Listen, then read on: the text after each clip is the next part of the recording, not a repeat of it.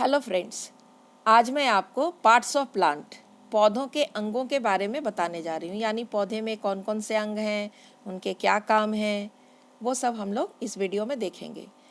तो जो बीज होते हैं उन बीजों से ही पौधे जो हैं इस तरीके से अंकुरित होते हैं। मिट्टी में जब हम बीज को डालते हैं तो पौधे इस प्रकार से निकलते हैं और निकलकर उनमें आपको नीचे की ओर जड़, ऊपर की ओर तना और तना में शाखाएं, शाखाओं में पत्तियां और फिर इनसे कलियां, फूल और फल बनते हैं।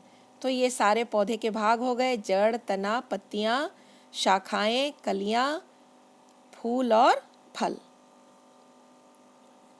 तो जो जड़ होता है उसमें हम पहले जड़ जब निकलती है तो एक मुख्य जड़ निकलती है जिसे हम प्राथमिक मूल कहते हैं, और इससे फिर अनेकों छोटी छोटी दूसरे जड़ निकलते हैं जिन्हें द्वितीयक और तृतीयक मूल कहते हैं।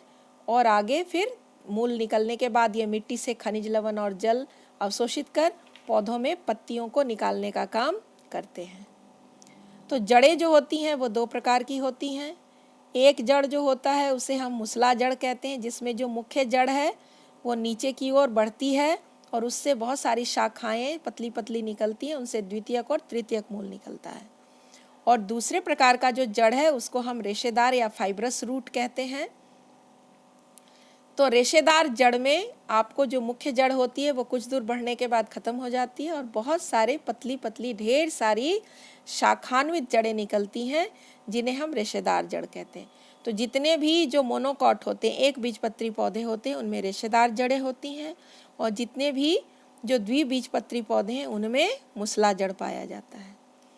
अब कुछ आपने देखा होगा ज़मीन के अंदर में जो रूट होते हैं वो रूपांतरित हो जाते हैं, जैसे गाजर, मूली, सलजम।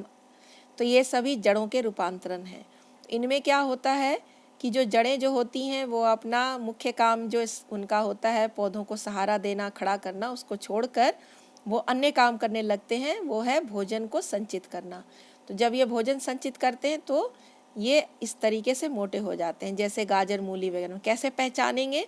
तो आप देखते होंगे गाजर, मूली वगैरह में पतली पतली रूट्स दिखाई देती हैं। तो ये क्या है, जो गाजर का हिस्सा या मूली का हिस्सा, ये मेन वाला जो है वो मुख्य जड़ है और इससे ये द्वितीयक और तृतीयक मूल हैं। तो ये जड़ों के रूपांतरण हैं। इसी तरीके से रेशेदार जड़ हम लोग घास में देख सकते हैं, मोथा में देख सकते हैं, ईख में देख सकते हैं, है ना। तो ये सभी आपको गेहूं में देख सकते हैं। तो ये सभी आपको फाइब्रस रूट है।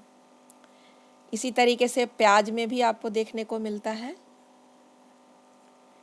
अब आता है जड़ के बाद बारी आती है तने की। तने का जो मोटा हिस्सा होता है उसे हम स्टेम या ट्रंक कहते हैं।